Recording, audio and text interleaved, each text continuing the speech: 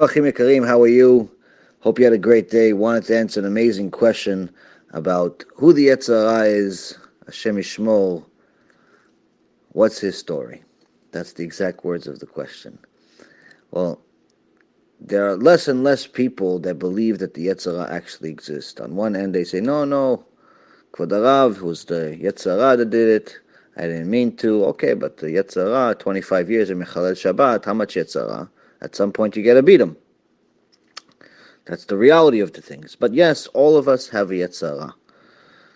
The Gemara tells us that man is born with just Yetzer Hara, and only during his Bar Mitzvah does he actually get the Yetzer Hara Tov, which is the reason why the Yetzer Hara is so much stronger during those teenage years, because the Yetzer Hara is already a teenager, whereas the Yetzer Hara Tov, the good inclination, is versus the evil inclination.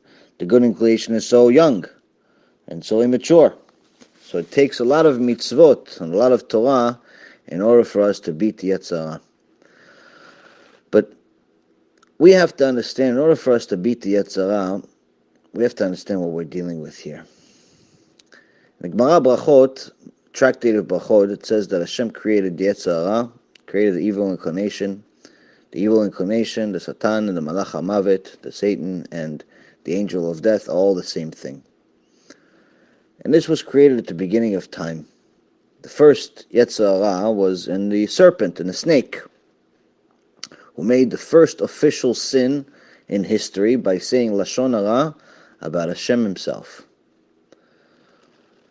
Now this Yetzer Hara is still here. It's not going anywhere until the Mashiach comes, Be'ezrat Hashem. The time that Hashem promises us that he will slaughter him and remove him from the world. But nonetheless, until that time, the Gemara asks, Hashem, you created this Yetzer Hara that's stronger than all of mankind put together, that's smarter than all of mankind put together, that's bigger and stronger than all mankind put together. And the holy books say that the Yetzer Hara can reach from the ground all the way to the sky, and he's all full of eyes. And as a matter of fact, the Zohar Kadosh says that in order to make the world even, the good and the evil even, Zeked Neged Ze Bara Elokim, meaning that Hashem had to create a balance in the world. For every good, there has to be a bad. For every even, there has to be a uneven, or plus versus minus. So just like Hashem has his holy throne, the Kisei HaKavod, he also made one for the Yetzer Hara. So this gives us an understanding of what we're dealing with here. It's something big, it's something strong, it's wiser than you could even imagine. So the Gemara asks, how can we beat such a thing? You promised us that you're not going to give us a test that we can't fail. But here you gave us the Yetzer Hara that has all of these qualities that we cannot even compete with. And the Gemara answers, Barati Yetzer Hara, Barati Torah Tavlin. I created the Yetzer Hara, but I also created a potion to beat him, which is called Torah. The Torah is the only way one can actually beat the Yetzer Hara. But before you even get the Torah, you have to acknowledge, as part of this Torah learning, that the Yetzer Hara does exist. So where does the Yetzer Hara attack us? First and foremost, the Yetzer Hara attacks us in every single thing that's negative. Someone has anger, it's Yetzer Hara. Someone is tired, Yetzer Hara. Someone forgets, Yetzer Hara. Someone is inconsiderate, comes from Yetzer Hara. Every single thing that's negative is under the influence of the Yetzer Hara. It's not necessarily that he does it, because it's still, you have free choice. All of us have free choice. It's the only thing we have, is free choice of whether to fear Hashem or not. Whether we're born or not is not up to us. Whether we're tall, short, fat, skinny, good-looking, ugly, male, female, rich, poor, in general, most of that, with the exception of fat and skinny, because some people overeat. None of that is actually up to us. So in essence, whether we sin or not is up to us. But the Yetzer Hara, the evil inclination, is always going to influence us to do something against the Torah, because that is the mission that Hashem gave him in order to give this world a balance. The reward for committing the smallest mitzvah, the smallest one, pick the smallest mitzvah you can possibly think of, is worth more than all of the money that ever existed put together. The smallest mitzvah. So with such a reward, one must understand that there has to be some type of risk. And that's why the smallest sin is a very, very big problem. Nonetheless, the evil inclination has to remind us that we have to stick to Torah, we have to consistently use this potion. And part of learning Torah is learning who we're up against. You can never beat your competition on a regular basis unless you know who you're dealing with. If you underestimate your competition, you lost before you even started the game. If you see yourself waking up in a bad mood every day, just remember,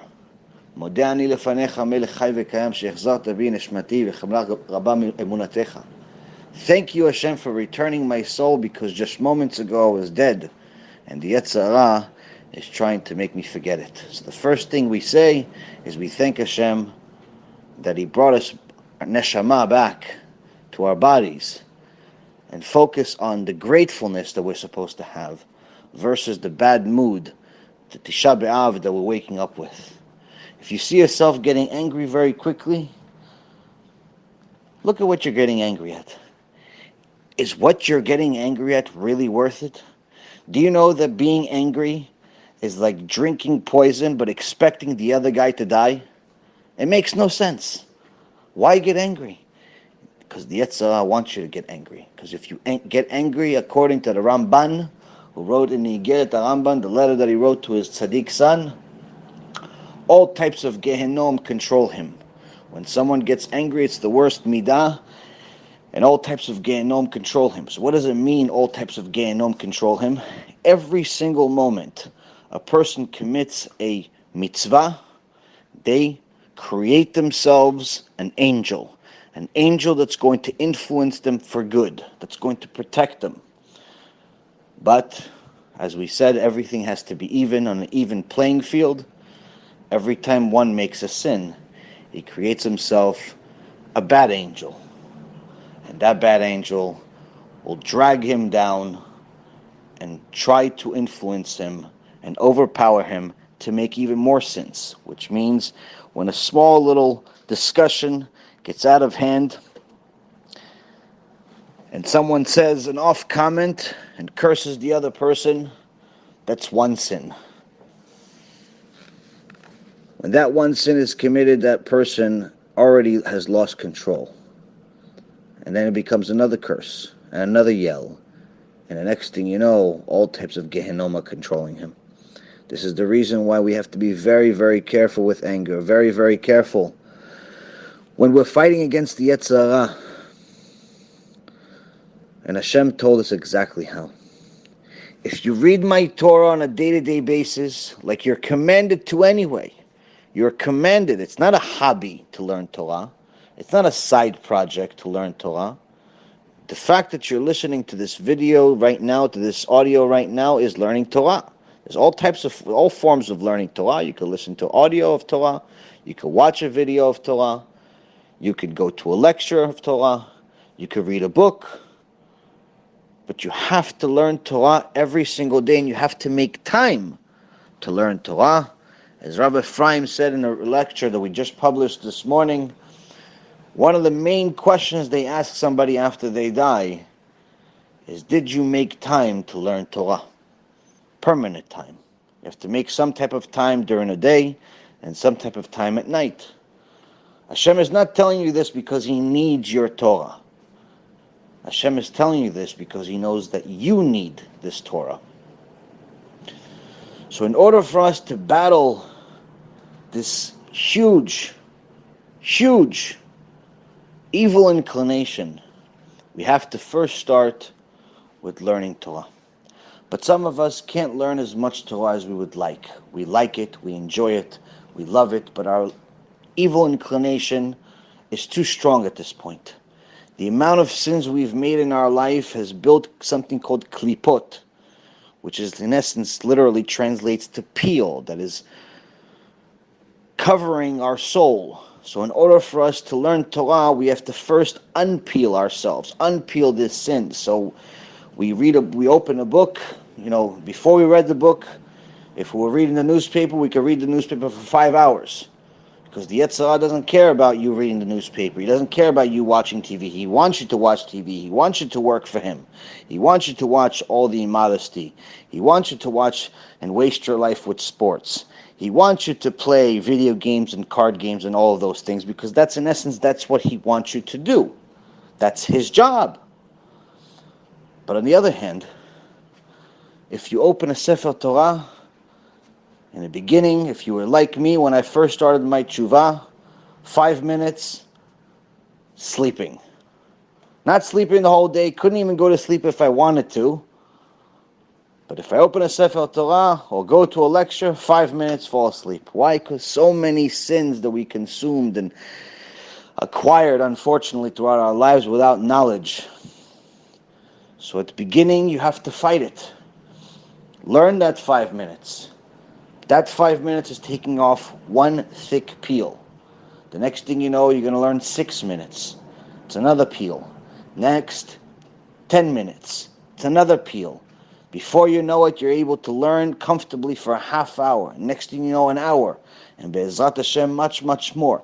But the only way to get that is to unpeel these sins by fighting hard against the Yetzer Hara, just like you fight for any promotion, for any contract, or anything that you want material in this world. You have to fight for your neshama. You have to fight the Yetzer Hara with this potion that Hashem gave you. There is also another secret. There's also another way to fight the Yetzer Hara in such a way that you are literally destroying him, and you're going to be able to start, instead of just learning Torah 5 minutes and take a while until you get to a half hour, an hour, or 2 hours, you could expedite this whole thing. There was one time a major sage that everyone knows about, Rabbi Meir Baal HaNes. Gemara in Chidush, page 81, says that Rabbi Meir Baal HaNes used to rebuke the sinners. So the Yetzer Hara came to him and wanted to taunt him. So one day he pretended to be a pretty woman. That was something that Rabbi Meir was not able to understand. Something beyond anything normal. And this pretty woman was on the other side of the lake. Rabbi Meir lost control of that momentarily and started going towards the other side of the lake. And at that moment, the pretty woman showed herself as the Yetzer Hara himself.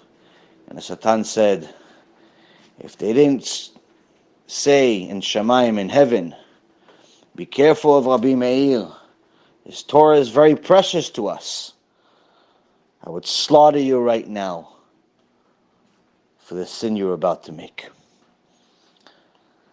There's a similar story in the same Masechet Kiddushin, page 81, about Rabbi Akiva. Also again, almost fell for a pretty woman. Something that is not pretty like we think in this world, but pretty, something that's heavenly. These were not normal people, and they were not ordinarily people that would even look at women. But the Yetzer Hara wanted to show them who they're messing with, but also the value of their Torah. And right before Rabbi Akiva sinned, the Yetzer Hara exposed himself and said, if they didn't say in Shamayim how valuable your Torah is, Rabbi Akiva, I would slaughter you right now for the sin you're about to make. So now this answers the same thing I already said for the past 15 minutes. Torah. What's the difference in the Torah of Rabbi Meir Baal HaNes and Rabbi Akiva in the Torah that we talked about for the first 15 minutes? In the Mishnah Avot, Pirkei Avot, chapter 5, section 21, it says, Kol ha-mezakeh et harabim en chet ba'al yado, ve'kol ha-machti et harabim en maspikin biyado la'asot tshuva. Says, whoever influences the masses to become meritorious, to do tshuva, shall not be the cause of sin, but one who influences the masses to sin will not be given the means to repent. This Mishnah is a life changer. If you look at the details here, the Mishnah explains the Gemara in Chidushim. The reason why Rabbi Akiva and Rabbi Meir Baal HaNes were not like us, they were not allowed to fail. When we have a test, we fail. Someone sees, whether it's a female, or it's a money, or it's possibility to do something bad and against Hashem, sometimes we fail, unfortunately. But Hashem did not let Rabbi Meir Baal HaNes and Rabbi Akiva fail. They were able to fail. Their free choice failed, and they were about to make a sin, but He did not let them fail. Why? Because He wrote it in His Torah. Someone who's a mezakeh harabim, someone who influences the public to do tshuva, I don't let him fail. I don't let the sin come in his hand. I'll test him, but I won't let him officially sin. Whereas someone who does the opposite, someone who tells people, no, come with me to the beach on Shabbat. No, come with me to the club and see immodest women. Come with me, do all of these things. That person that influenced people to make sins, Hashem Erachem, what type of problems he's setting himself up to. But we'll talk about the first part. How can we do this? Not everyone can give lectures. Not everyone can do shurim. But everyone can do kiruv. Everyone can contribute to help Am Yisrael do tshuva. Whether it is supporting someone that's doing kiruv, like many of you are already doing, Baruch Hashem, thank you very much. Or whether it is actually being proactive yourself. Set up shurim in your community. Bring a good rabbi to speak and tell you about things that are relevant to life. Musar, even if it's hard to hear.